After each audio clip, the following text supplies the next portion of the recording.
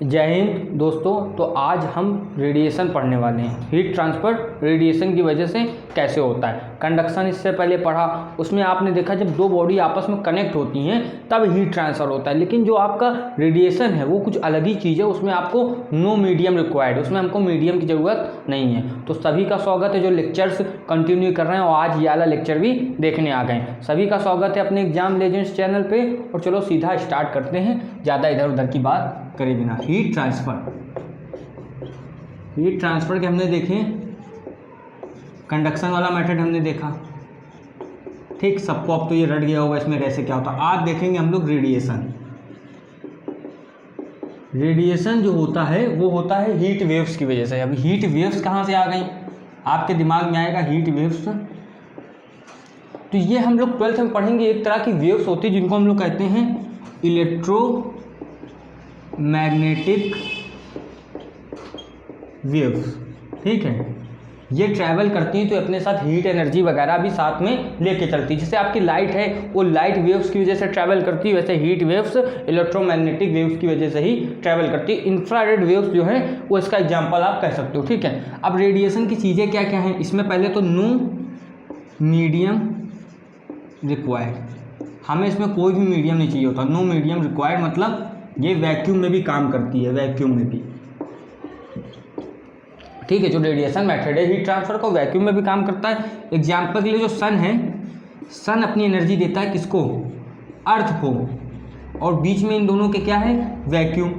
तो वैक्यूम में ये कैसे दे पा रहा है, हीट वेव्स की मदद से, या फिर आप सबसे अच्छा कहोगे इलेक्ट्रोमैग्नेटिक वेव्स की मदद से। इतनी चीज़ समझ में आई कि नहीं, बिल्कुल।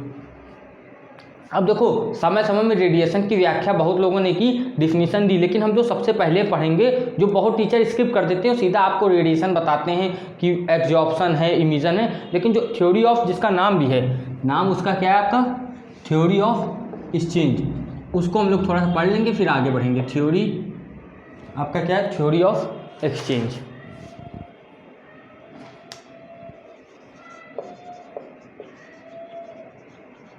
ठीक, थ्योरी ऑफ एक्सचेंज। इसमें क्या, इसमें सिंपल सा करने का मतलब है ऑल बॉडी है ना, all body at a particular temperature आपकी क्या करेंगी, एब्जॉर्ब करती हैं या फिर इमिट करती हैं, रेडिएशन इमिट करती हैं। सिंपल सा लिखो, पहला पॉइंट लिखोगे, all objects emits radiation at particular temperature. At particular temperature से अच्छा आप लिखोगे एट ऑल टेम्परेचर। भाई रेडिएशन हमेशा इमिट होगी, कभी ज़्यादा कभी कम, तो all objects emit radiation at all temperature. Her temperature में वो रेडिएशन इमिट करते ही हैं, ठीक है। दूसरा पॉइंट क्या रहेगा, all objects absorb heat radiation at all temperature, ठीक है। अब यहाँ से आप एक चीज़ समझोगे जो सिंपल सी है कि जो आपका इमिशन है, जो आपका इमिशन यानी कि बाहर आना, ठीक है, इमिशन जो है वो हमेशा एब्जॉर्प्शन के इक्वल होगा, एब्जॉर्प्शन के इक्वल होगा। लेकिन कब, at a constant temperature, at a constant temperature. देखो इमिशन और जो आपका मतलब निकलना और एब्जॉर्प्शन करना, किसी ने हीट वेव्स दी तो एब्जॉर्ब करना या फिर इमिशन करना, ये दोनों चीज़ें होंगी, समझो बात, ठीक है। लेकिन ये दोनों इक्वल तब होंगी जब टेम्परेचर जो है हमारा कांस्टेंट हो जाए तब, ठीक है। इसमें एक चीज़ भी है, ये अलग है थोड़ी सी, ठीक है। इसको ऐसे समझोगे आप। अब ये समझना कैसे, मान लो कोई बॉडी है, अगर उसका टेम्परेचर सराउंडिंग टेम्परेचर से क्या है, ज़्यादा है, मतलब कम है, सराउंडिंग टेम्परेचर से क्या है, कम है, किसका, किसी भी बॉडी का, गिवन बॉडी का, ठीक है। तो वो क्या करेगी, एब्जॉर्ब ज़्यादा करेगी। मतलब हर बॉडी जो है एब्जॉर्ब भी करती है, इमिशन भी करती है, रेडिएशन इमिट्स भी करती है और एब्जॉर्ब भी करती है, बाहर निकालती भी है और एब्जॉर्ब भी करती है ना, अंदर भी लेती है। लेकिन एब्जॉर्प्शन जो है वो ज़्यादा होगा, है ना, किससे, इमिशन से, इमिशन से, ठीक है। कब, ये तब होगा आपका, समझना अच्छे से बात, ये तब होगा आपका जब सराउंडिंग का जो टेम्परेचर है वो, समझ में आ रही बात है, वो सराउंडिंग का टेम्परेचर ज़्यादा है किससे, बॉडी का टेम्परेचर से, तो सराउंडिंग से क्या होगी, हीट को वो एब्जॉर्ब ज़्यादा करेगी, इमिशन तो करेगी लेकिन ज़्यादा एब्सॉर्प्शन होगा। क्यों? क्योंकि सराउंडिंग का टेम्परेचर जो है वो ज़्यादा है। यहीं दूसरी तरफ अगर सराउंडिंग जो है, सराउंडिंग का टेम्परेचर अगर कम हो बॉडी के टेम्परेचर से, बॉडी के टेम्परेचर से, तो क्या होगा, इसमें क्या होगा, जो इमिशन है बॉडी ज़्यादा इमिशन करेगी, है ना, एब्जॉर्प्शन के मुकाबले। क्यों? इसका रीज़न समझो भाई, क्योंकि इन लोगों का मुख्यतः काम ये होता है जो हमारा एब्जॉर्प्शन है उसको इक्वल कर दे इमिशन के, और तभी होगा जब आपका कांस्टेंट टेम्परेचर बन जाएगा। ये तभी होगा जब आपका कांस्टेंट टेम्परेचर बन जाएगा। तो ये सिंपल सी बात है, समझ में आ रही बात पूरी अच्छे से कि नहीं? अब हम इसके आगे थोड़ा और डिटेल में समझेंगे। जब तक आप क्या करोगे, इस पूरी चीज़ को नोट कर लोगे। अगर समझ में आया तो बिल्कुल नोट कर लीजिए। अब हमें देखना है इमिजिव पावर। इमिजिव पावर जितनी ज़्यादा होगी उतना ज़्यादा ही बॉडी क्या इमिट करेगी रेडिएशन को, ठीक है। तो आपको हेडिंग डालनी है इमिसिव पावर। इसको आप छोटे ही या बड़े ही दोनों से दिखा सकते हैं बुक्स में, ऐसे ही मतलब आप किसी से भी दिखा सकते हो। तो इसमें सिंपल सा मतलब है, जो इसमें कुछ चीज़ें पहले बात की जाएंगी। जैसे इसमें कहते हैं जो हीट है वो आपके डायरेक्टली प्रोपोर्शनल होगी एरिया के। कोई बॉडी है अगर वो हीट को इमिट कर रही है, ऐसे ऐसे कोई बॉडी है वो हीट को इमिट कर रही, बाहर निकाल रही, ठीक है। हीट इमिट करना मतलब रेडिएशन इमिट करना, ठीक है। तो जो हीट है वो डायरेक्टली प्रोपोर्शनल होगी बॉडी के एरिया के, और कितने समय तक हीट निकल रही है यानी कि टाइम के भी, ठीक है। इन दोनों से एक फॉर्मूला बनता है जिसको हम लोग कहते हैं Q इक्वल टू, ये जब हटेगा तो आपका फॉर्मूला आएगा Q equal to EAT, EAT, ठीक है। इसमें आपका जो है ये टाइम है तो उसको ऐसे दिखाएंगे EAT, जो हमने पहले ले रखा है सॉरी। तो अब देखो इसमें क्या हुआ, ये जो E है इसी को हम लोग कहते हैं एमिसिव पावर। ये जो है आपका तो एरिया ही अभी हमने बात की, और T जो है टाइम, कितना टाइम लगा। तो यहाँ से आपका ये आ गया Q इक्वल टू EAT। यहाँ से ये जो E है इमेजिव पावर, इसका फॉर्मूला आप बना सकते हो Q इक्वल टू AT, ये है। अब देखो यहाँ से आप E की जो यूनिट निकाल सकते हो कि आपकी joule upon metre square time, metre square upon ये T का टाइम है, और जूल अपॉन टाइम होता है आपका, जूल अपॉन ये क्या आपका ये सेकंड में आएगा ना, तो जूल अपॉन सेकंड आपका होता है वॉट अपॉन मीटर स्क्वायर। ये इसकी यूनिट आप कह सकते हो इमेजिव पावर की। समझ में आई? इसकी यूनिट जो है इमेजिव पावर की हमने अच्छे से आपको बता दी। इसमें कोई आपको किसी को कोई इतना सा भी डाउट नहीं रहा होगा, है ना? समझ में आ रही बात की नहीं? ठीक है। अब इमेजिव पावर जो मतलब बॉडी के ऊपर है, कोई एक बॉडी है तो इमिट करेगी एनर्जी उसी को ऊपर है जो हमने वहाँ बनाया भी, ठीक है। लेकिन बॉडी कुछ एब्जॉर्ब भी तो कर सकती है, एनर्जी एब्जॉर्ब कर सकती है अंदर, तो उसके लिए जो हम देखेंगे वो होता है आपका एब्जॉर्प्टिव पावर। तब तक आप ये नोट करो, हम वो भी अपना करने वाले, अगर ये समझ में आ गया तो। एक काम करते हैं, इसमें कुछ बातें और कर लेते हैं, ज़्यादा इंपॉर्टेंट नहीं, लेकिन फिर हम आगे बढ़ते हैं। जैसे आपका जो ई है, ई इसको बहुत बार ई लैम्डा कहा जाता है। इसका मतलब होता है स्पेक्ट्रल इमेजिव पावर, ठीक है। अब देखो इसका मतलब होता क्या है, इसमें सिंपल होता है, मान लो जो ई है ई एक्स वो है, ई एक्स अलग है, ई वाई अलग है, ठीक है। इसका मतलब समझना क्यों, मतलब ये ई है ये 800 किसी बॉडी पर 800 रेडिएशन पड़ने से आया किसी एक वेवलेंथ की, और ये जो है 200 रेडिएशन किसी एक वेवलेंथ की पढ़ने के लिए आया, किसी एक अलग वेवलेंथ की। तो वेवलेंथ का भी जब हम लोग उसका लेते हैं, अकाउंट में लेते हैं, तब ये अलग से स्पेक्ट्रल इमेजिव पावर बनती है। इससे आपके दिमाग में सवाल आएगा कि ये वेवलेंथ के ऊपर डिपेंड करता है। हाँ, तो ये तीन चीज़ों के ऊपर और डिपेंड करेगा, मटेरियल के ऊपर, है ना, मटेरियल के ऊपर इमेजिव पावर डिपेंड करेगी। दूसरा आपका जो है वो है वेवलेंथ, अभी बात की वेवलेंथ के ऊपर डिपेंड करेगा। और थर्ड आपका है ये टेम्परेचर के ऊपर भी डिपेंड करेगा। जितना ज़्यादा आप टेम्परेचर करोगे तो ये डिपेंड करेगा टेम्परेचर से T की पावर 4 पे, ये आपको याद रखना है, ठीक है। ये इतनी चीज़ें हैं। अब हम इसके आगे बढ़ेंगे।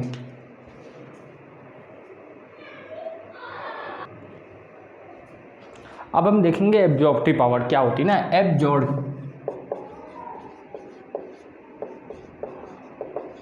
एब्जॉर्प्टिव पावर, ठीक है।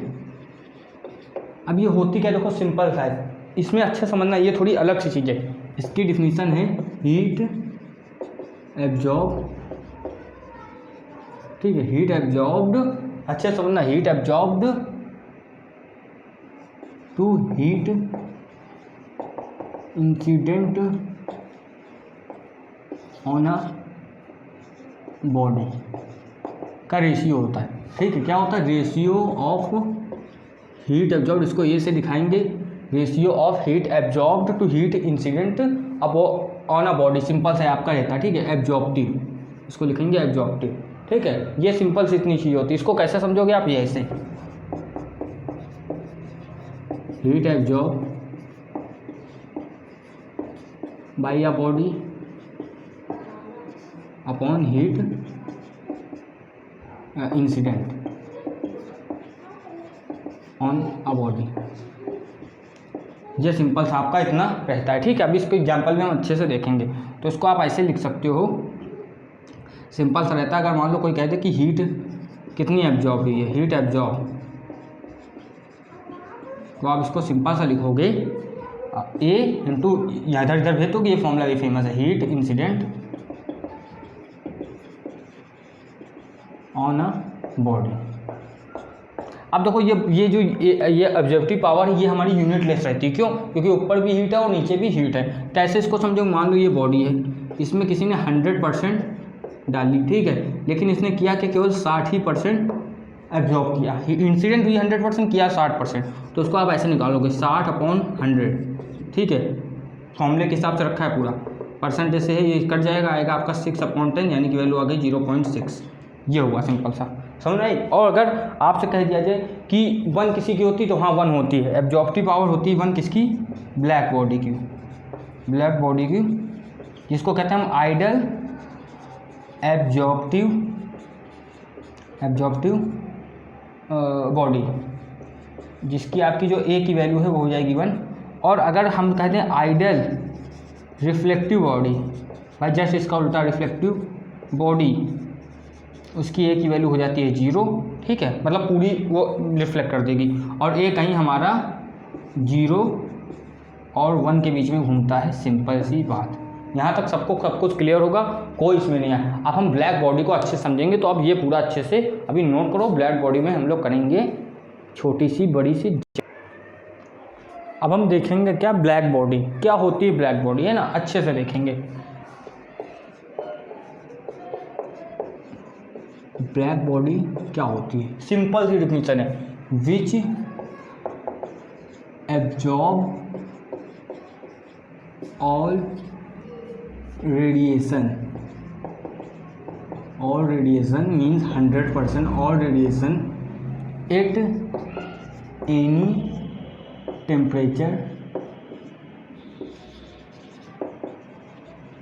फॉलिंग ऑन इट, है ना, एट एनी इंसिडेंट एंगल। अब ये जो डिफिनीशन है ये सबसे महत्वपूर्ण और सबसे सही डिफिनीशन है। इसके बाद 3-4 डिफिनीशन और है, लेकिन मैं कहूँगा आपसे कि ये डिफिनीशन सबसे बेस्ट है। इसके आगे डिफिनीशन और भी हैं, लेकिन सबसे बेस्ट मेरे हिसाब से और एनसीईआरटी के हिसाब से यही है। ठीक है, अब ये जो है ब्लैक बॉडी का कॉन्सेप्ट, ये एक आइडियल कॉन्सेप्ट है, मतलब ब्लैक बॉडी असलियत में होती नहीं है ना, आइडियल कॉन्सेप्ट है। इसको हम लोग कहते हैं परफेक्टली तो आपको नहीं मिलेगी, ठीक, परफेक्टली नहीं होती, 100% नहीं, 99% हो सकती, 95% हो सकती, ठीक, ऐसा है। अब इसमें क्या होता है, इसकी जो आपकी एब्जॉर्प्टिव पावर होती है वो हमेशा 1 मानी जाती है, ठीक, ये चीज़ तो फिक्स है बिल्कुल। अब इसमें और क्या चीज़ें हम देख सकते हैं, जैसे आपसे कहा जाता है कि इसका नाम वाई ब्लैक, ब्लैक नाम क्यों है? क्योंकि ब्लैक जो होता है हमारा वो गुड एब्जॉर्बर होता है ना, एब्जॉर्बर, वो बॉडी जो मतलब ब्लैक होता है वो कम से कम रेडिएशन मतलब क्या कहता है आपकी रिफ्लेक्ट करता है, ज़्यादातर आपकी वो धारण कर लेता है, मतलब क्या कहते हैं वो एब्जॉर्ब कर लेता है, कम से कम इमिट वो करता है, रिफ्लेक्ट, ठीक है। अभी देखना मैं इमिट नहीं बोल रहा हूँ, रिफ्लेक्ट बोल रहा हूँ, इसके पीछे कोई अंतर, गुड एब्जॉर्बर होता है, ठीक है। लेकिन ब्लैक बॉडी जो है, black body should be black, black होनी चाहिए, कोई दिक्कत नहीं, शुड बी ब्लैक ज़्यादा सही रहेगा, should be black, but not necessary, but not necessarily, ठीक है। मतलब ये नहीं कि ब्लैक ही बॉडी जो है वो हो ब्लैक होगी, ऐसा कुछ नहीं है, रेड भी हो सकती है, ब्लू भी हो सकती है, ऑरेंज भी हो सकती है, ठीक है। अब इसकी एक डिफिनीशन और है, वो हम यहाँ लिखते हैं, एक डिफिनीशन और है, which emits 100% radiation at all temperature called, क्या होता है, टेम्परेचर कॉल्ड आपका ब्लैक बॉडी, ब्लैक बॉडी। ठीक है, देखो इस समय थोड़ा त्योहारों का टाइम चल रहा है तो मेहमान वगैरह आए हैं तो थोड़ा शोर शराबा हो सकता है, आपको पीछे का साउंड इग्नोर करना है, बिल्कुल आपको बस यहीं पर फोकस रखना है जैसे हम फोकस करे हुए हैं। बिल्कुल दिक्कतें तो आती रहती हैं, अब मतलब शोर शराबा है लेकिन हम अपनी पढ़ाई में फोकस करेंगे बिल्कुल ना, थोड़ा आपको एडजस्ट करना है। Which emits 100% radiation at all temperature called black body. ठीक, ये चीज़ इतनी समझ में आई। ठीक है, अब इसके बाद इसके कुछ एग्जाम्पल हैं, जैसे आपका होता है सन स्टार को आप एग्जाम्पल कह सकते हो, सन स्टार ये एग्जाम्पल है। लैम्प ब्लैक होता है, वो 1% इमिट करता है, वो आपका होता है लैम्प ब्लैक। ठीक है, ये 1% केवल इमिट करता है। और आपका क्या हो गया, गोल्ड ब्लैक, गोल्ड ब्लैक, ये सब आपके होते हैं। ठीक है, एक एग्जाम्पल होता है आपका इंक्लोजर करके होता है, आपका कुछ ऐसा होता है, हाँ आइजोथर्मल, आइजोथर्मल इंक्लोजर।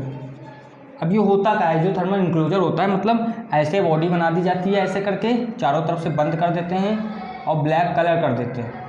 ठीक है, ब्लैक कलर कर देते हैं और इसमें करते क्या, इसको पूरा हर तरफ से पूरा इसको ब्लैक कर देते हैं। ठीक है, और इसमें ज़रा सी जगह छोड़ देते हैं, जब ज़रा सी जगह छोड़ देते हो तो यहाँ से कोई भी जो बॉडी मतलब वो जाएगी, रेडिएशन जाएगी तो यहाँ पर फंस जाएगी। क्यों, क्योंकि अंदर उन्होंने ऐसे टेढ़ा टेढ़ा करके कुछ लगा दिया है, तो जो रिफ्लेक्शन होगा वैसे जाके कहीं इधर रिफ्लेक्ट करेगा, कहीं इधर रिफ्लेक्ट करेगा और जो ब्लैक है वो पूरा इसी में रह जाएगा। ठीक है, तो इससे होगा ये कि आपका ये बिल्कुल बाहर नहीं जा पाएगा और ये भी एक तरह की ब्लैक बॉडी की तरह वर्क करती है। ठीक है, अब देखो हमने इसके एग्जाम्पल भी देख लिए, अब यहीं से हमसे जो यहीं से निकलता हुआ एक आता है किरचॉफ लॉ, वो हमें पढ़ना है। आप ये इतना नोट कर लो।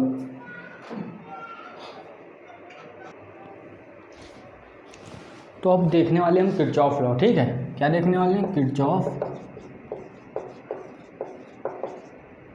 लॉ। इसमें बस ये सिंपल सा कहता है कि जितनी भी बॉडी हैं वो गुड एब्जॉर्बर और गुड इमिटर होती हैं। लिखो बस इतना, गुड एब्जॉर्बर होती हैं और एंड गुड इमिटर। ठीक है, जो कि अभी हमने बात की थी कि जो ब्लैक बॉडी है वो आपकी क्या करती है, इमिट भी करती है और एब्जॉर्ब करती है 100%, एब्जॉर्ब भी 100%। इसी के ऊपर ये बेस है। इनका कहने का मतलब है कि जो ई है वो डायरेक्टली प्रोपोर्शनल है ई के, मतलब जितना भी इमिटिव पावर है वो इक्वल है एब्जॉर्प्शन पावर के, ये कहने का मतलब है। ठीक है, अब इसको हमें प्रूफ भी करना पड़ेगा। इनका कहने का मतलब है जितना एब्जॉर्बर किसी बॉडी का एब्जॉर्प्शन ज़्यादा होगा उतना ये ज़्यादा होगा। वैसे जितनी किसी बॉडी का इमिशन ज़्यादा है तो उनका क्या होगा, इमिसिव पावर भी ज़्यादा होगी। और ये दोनों आपस में क्या हैं, ये दोनों आपस में आपके हैं प्रोपोर्शनल। तो ये हम इससे प्रूव करेंगे। एक बॉडी एक ये लेंगे, आइसोलेटेड बॉक्स ले लिया, यहाँ पर मतलब टेम्परेचर कांस्टेंट है, ये एक लिया, ये दूसरी बॉडी ली और ये तीसरी ले ली, बराबर बॉडी है। ठीक है, इनको ऐसा बनाओ कि बराबर हो, ये तीन बॉडी। ठीक है, ये ले लिया। अब इसमें कितनी वैल्यू आ गई आपकी, मान लो इसको हमने दे दिया E1 नाम, इसको E2, इमिसिव पावर उसकी कितनी हो गई EB। ठीक, समझ में आया। इसको एनर्जी दी हमने Q, इसको दी इसको Q दी, इसको भी Q दी, इसको भी Q दी, है ना। समझ में आ रही बात की नहीं। ठीक है, अब इसकी जो है आपकी हमने पढ़ा था हीट, आपकी क्या हीट एब्जॉर्प्शन की पावर क्या थी, जितनी इंसिडेंट हुई है, तो यानी कि A1Q इसके लिए हो जाएगी और A2Q इसके लिए हो जाएगी। इसके लिए जो होगी आपकी क्या, इसके लिए मान सेकंड बॉडी है तो इसके लिए A2Q हो जाएगी और इसके लिए Q की वैल्यू 1 होती है, ब्लैक बॉडी है क्योंकि ये कैसी है, ब्लैक बॉडी। तो इसके लिए EB की वैल्यू हो जाएगी, EB की वैल्यू आपकी इसके लिए हो जाएगी, मतलब ये जो है एब्जॉर्प्शन की वैल्यू आपके लिए हो जाएगी केवल Q। क्यों, जो इसकी A की वैल्यू है इसके लिए कितनी होती है 1, बताया ना, एब्जॉर्प्शन के लिए 1 होती है, ये चीज़ तो सबको पता है। ठीक है, अब यहाँ से क्या होगा, अगर हमने पढ़ा है, अगर वो जो एब्जॉर्प्शन इमिटिव पावर थी वो कितनी थी, इमिटिव जो इसके लिए हीट थी वो क्या थी, EAT, इतनी थी कि नहीं थी, EAT, ये चीज़ इतनी ठीक थी कि नहीं, बिल्कुल ठीक है। तो अगर हम इसको यहाँ पर लगा दें तो आप देखोगे A1Q जो है उसकी जगह आप क्या लिख सकते हो, A1Q की जगह आप लिख सकते हो EAT, यही तो लिख सकते हो, सिंपल सी लॉजिकल सी बात है ये ना। यहाँ पर अच्छे से ठीक, हाँ ठीक है। यहाँ पर आप क्या लिख सकते हो, E1 लगाओगे, यहाँ पर आप लिख सकते हो A2 आपका, और ये कितना आ जाएगा A2, और ये आपका आ जाएगा E2AT, ये चीज़ हो सकती है अगर इसकी जगह हम लिखें, ठीक है। और यहाँ पर Q की जगह आप लिख लोगे EBAT। समझ में आ रही बात यहाँ तक, ठीक है, अच्छे समझ में आएगी। अब एक चीज़ समझना, जो है इन सबकी हीट तो आपस में इक्वल ही है, हीट आपस में इन सबकी जो है वो आपकी इक्वल रहेगी, समझना अच्छे से बात, ठीक है।